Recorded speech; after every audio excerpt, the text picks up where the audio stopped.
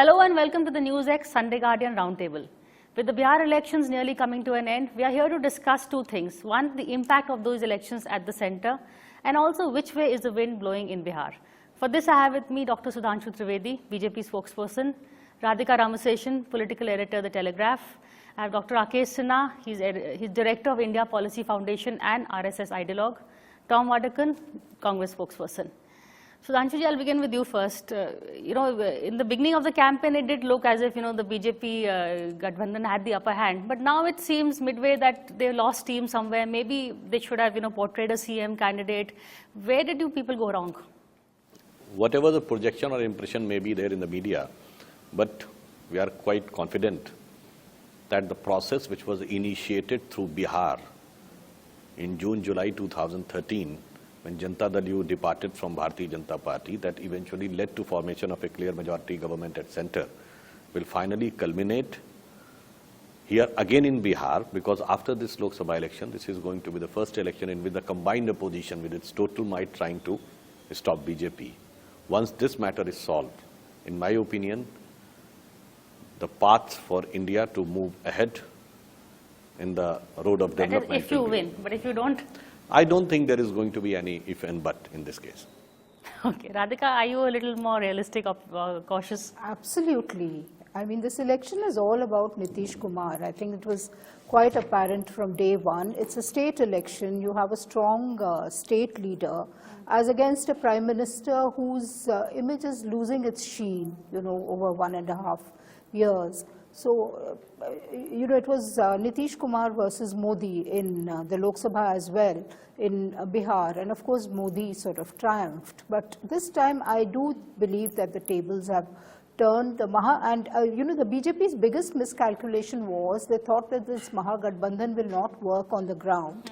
And from all accounts, Nitish and Lalu's votes are getting transferred to one another.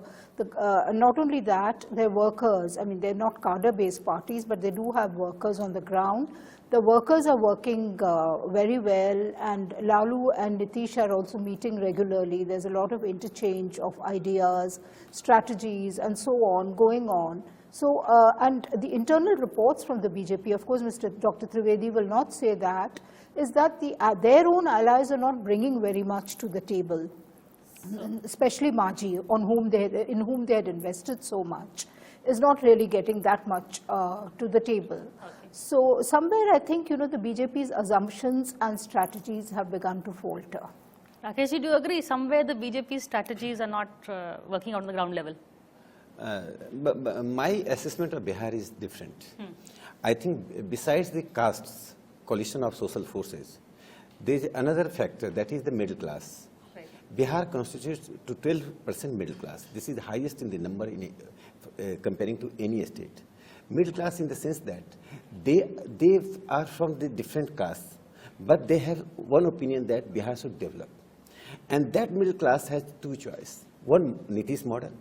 But when they see Nitish model, they see the BJP-JDU alliance. That was a perfect alliance for the development of Bihar. And other model, they see the Narendra Modi model. And I think that 12% is going to, that will be a floating vote, and that floating vote is being attracted by the Bharatiya Janata Party. Because they are afraid to Lalu Yadav. They are not forgetting the past rule of Lalu Yadav, and that is what we call Jungle Raj. Are you worried about what he is saying? Is Nitish resuming larger than life? Tom, I went to Bihar. The posters only have Nitish, Lalu, Sonia, Rahul, a stamp-size presence, if at all. It is purely a referendum. When you have the Prime Minister campaigning like this, there is no Chief Ministerial candidate right now. If this turns out to be an election which is bad for the Bharatiya Janata Party, the sheen is over. The honeymoon was over long back, but now the guns, now the guns will get roaring because the opposition, secular forces will unite. Okay. It's bad news because the Prime Minister should have seen that this is a state election and not have devoted so much of time. Okay, so Sudhanshu, he's made this a PM versus CM battle, No, I don't agree to this because it is quite contrary to the facts. If you look at the previous elections, in Maharashtra, the Prime Minister has campaigned in the same manner. So he has done in Haryana, so he has done in Jharkhand, And So, so in Delhi, it's done in Delhi. Huh. So, in whatever election the party is going, the tallest leader of the party, which is of course the Prime Minister and Sri Narendra Modi, he will go and campaign for the party. So it's nothing doing that we have to make it Prime Minister versus others. On the contrary, it is the Mahagathbandhan which has made it a national issue because they are trying to portray it as a battle of the combined opposition with the Bharatiya Janata Party. But in my opinion, what Rakesh Sinha ji was saying, there is a middle class which is now really aspiring, started to aspire. And if that middle class wants to see a total transformation, it is only possible under the leadership of BJP because all the three parties who are there in the Mahagathbandhan have got ample opportunity to rule Bihar. One for 40 years, another for 15 years, another for 10 years. So total transformation is only possible if BJP comes into power. So my intention is, the people might be thinking, कि भाई सबको परखा बार-बार, हमको परखें एक बार. करेंगे इनको work है because people are saying कि जो systems आए हैं institutions, Nitish has brought it in. It's not, I know BJP was there for 8 years, but Nitish is the face of that change in Bihar. Exactly. The BJP's attempt to portray Nitish's success as portray itself as a partner in Nitish's successes have not really washed with the people.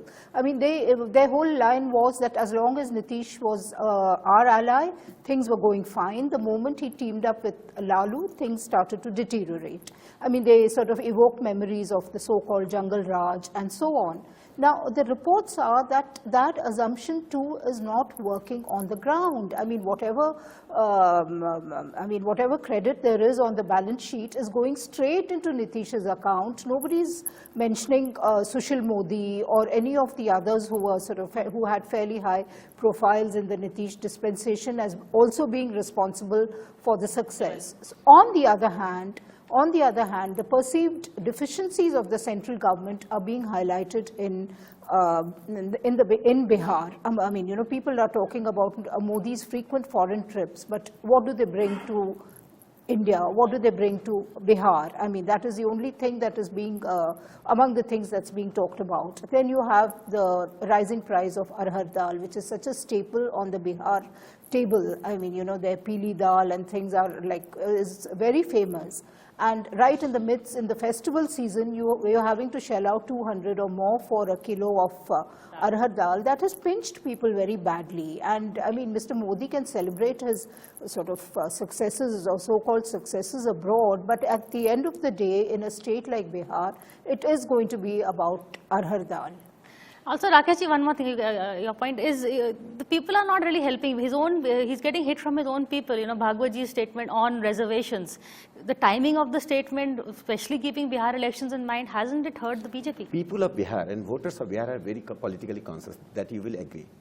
They know in what context Mohan Bhagwat ji made a statement. And RSS work is on ground. Mohan Bhagwat ji simply said that this reservation, which Dr. Ambedkar has inserted in the Constitution, Ambedkar emphasized during the Constituent Assembly debate, is meant for the poor people who are scheduled caste, scheduled tribe, and other backward class. So it should be revised in such a way that it should reach to the poorest of the poor.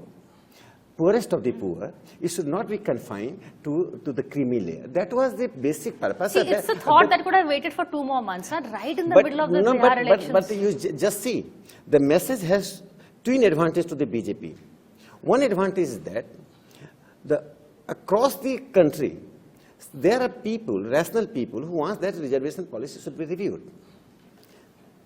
It became their voice. Second most important thing is that the people who are victim of, they are under the reservation policy but not getting the advantage. But they are voiceless. Their own people are not talking. The other parties are not touching the issue. So these people got the voice from Mohan Bhagwat ji, the people from scheduled caste, scheduled tribe and OBC, that someone is speaking for them. So I consider the Bihari voters, conscious voter, and the message reaching to them, and the age of communication and globalization. Only rhetoric on the public stage and political meetings would not work. It is definitely the Lalu Yadav, Nitish Kumar and Congress got the certain stuff for the rhetoric and the polemical debate, but at the ground, BJP is getting advantage of that. Do you agree with this? Well, that's a strange theory. I mean, whether the Bharatiya Janata Party is getting advantage in ground zero will be decided like a referendum, as I rightly said, because this is a policy line. There was the Prime Minister going and inaugurating Baba Ji Ambedkar's function in Mumbai, and then we had the Shiv Sena talking about their own ally. It's not us, it's not the Congress party. The Shiv Sena making a claim, look, they're at one point they claiming that their minister saying that the Dalits are like dogs. This is public perception. No, just a minute. No, and this is wrong. This is wrong. let me complete it. Let me complete it. Rather, you are saying. No. You are saying. No. Let me complete this. This is a public perception. Can you withdraw this? Can you No. This He is- said this if is- you hit a you dog are with a stone, You are a seasoned politician. Okay, so let I don't Sudhanshu expect- come into this. No, Okay, one second, Tom. Let Sudhanshu yeah. come in No, this. let me complete this. He wants- But let me complete this. He said that. Corrections have been come from your side also that you condemned it, accepted. But there is a public perception. The Shiv Sena, not us, not the Congress party, says this issue was raised yesterday in the speech that went live on all television channels. It's not the Congress party saying this. Shiv Sena, your ally, is saying by comparing this, you have created a rift. You have put the foundation stone in Mumbai and you have isolated the Dalits. This is not Tom Vadakan, this is not the Congress party, this is the Shiv Sena saying this. Let And this is Sudhanshu on come in. record. Okay. Even Now, Maji has protested. Whatever he has said is not factually correct, because subsequently General V.K. Singh himself has denounced his statement. he says and the sought perception, let and me that complete we agree. Sought an apology. And even after that, Home Minister Mr. Rajnath Singh has said that all ministers should keep some refrain on speaking any words and selecting words. They should not give any possibility of having such interpretation which may hurt someone. And on the issue of a smarak of Baba Saheb Ambedkar, I would just like to remind this Alipur Road, Bangla of Dr. Ambedkar, in which he has taken his last breath, was made a national monument when Vajpayee government was there.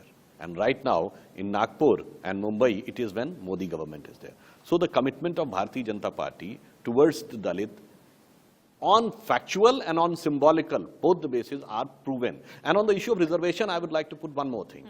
If somebody says that there cannot be any type of reorientation or reassessment of the reservation policy, then I would like to ask that the JDU, which introduced the concept of Mahadalit and Ati Pichhda, is it not the reorganization of the reservation structure? Second, if somebody says there cannot be any economic criteria, then I would like to ask the Congress party, who has introduced the creamy layer concept in the reservation of OBC in 1994, was the creamy layer on the basis of the economy or what? No. See, basically the point those who are is- making allegations have already done these things. No. we are It's on not the- Bihar, and Yeah, we are on Bihar. the game is up there, my friend. I The agree, impact you have of all a these statements. larger vision about reservation. You want to change the world, but your motor mouths are not doing any favor to the Bharatiya Janata Party. Well, we need to take a quick break, but don't go away. We're discussing the impact of Bihar on the center. We're discussing the impact of Bihar elections on the politics of the center.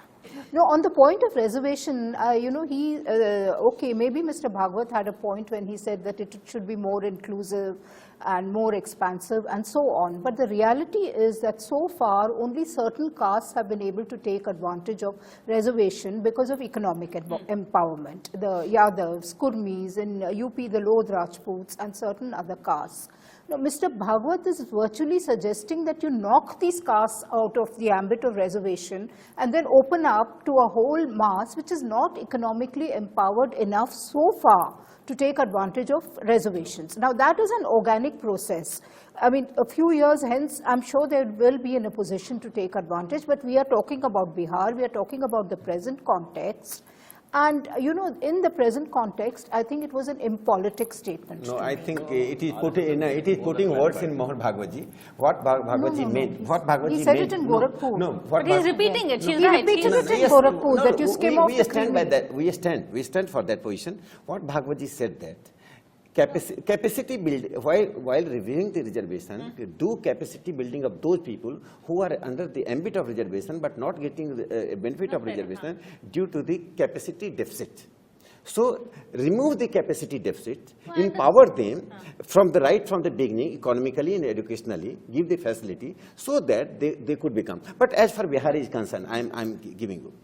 If the opposition is defeated, because that chance is more, because the alliance is of the unnatural allies. They are not natural allies of each other. Why not? Congress, Janata Dal, you and Lalu, all three are the example of, they are contemptuous for each other, they are hugging each other. I will give one, that was the Dhritarashtra Alingan. Dhritarashtra hugged, let me complete, Dhritarashtra hugged Bhim with the objective to destroy him. So here Lalu has intention to destroy Nitish, and Nitish has the intention to destroy, and Congress wants to destroy both, because Congress has to emerge. So I think I want to add one more thing, that you are asking about the outcome, possible outcome of this result and the subsequent effect of it on the national politics. I would like to say that whatever Rakesh Sinha ji is saying is having the basic concept that the so-called Janata Parivar, it comes together every 10 to 12 years, and then again comes together, disintegrates. So that every generation should not get out of memory of this, like the serial horror movies of Bollywood, the Jaws 1, Jaws 2, or Dracula 1, Dracula 2, then they came together in 69, departed. Then 79, departed. Then 89, VP Singh, departed. Then 97, 98, Devagowda. Now again they are coming. So irrespective of the result, we will win, which we are very much sure. Then the Janata Parivar will disintegrate. The first step, which you have already seen, going away of Mulayam Singh Yadav. And even if they win in a very remote, hypothetical imagination, you can think, then obviously they will again depart. It will be another Dracula or Jaws part. There are reports that, in fact, I mean, this is a surprise. This is going to be the surprise package of this election, that the Congress is doing quite well. I mean, I don't know, nobody's written about it. But, you know, my own feedback is that the upper castes are not, don't share the kind of antipathy towards the Congress, which they do towards Lalu. So there are, in places, the BJP's upper caste is voting for the Congress. So, you know, don't be too surprised if the Congress goes into double digits. Dr. Trivedi, so fond of films. What you're seeing, Dr. Trivedi, is just a promo of a horror film that's going to be unleashed on this country after the 8th of November. The results, whatever it be, is going to be a horror film for the Bharatiya Janata Party. Professor Saab mentioned about agrarian Bihar. I come from a background which is an agricultural. Whenever crops you cultivate, the objective is to sell at a high price. What is happening in Bihar is the crop is being sold at rock bottom price. And who's buying it? The hodlers. And today, the finance minister, he could have done this act, say 15 days back, when we are screaming over rooftops that the hodlers, black marketers are having a field day. He woke up and then he discovered that there were things available, prices will come down. But why this wait? And who are you trying to support? You could have intervened at that time. What I say, in Bihar, people are polarized.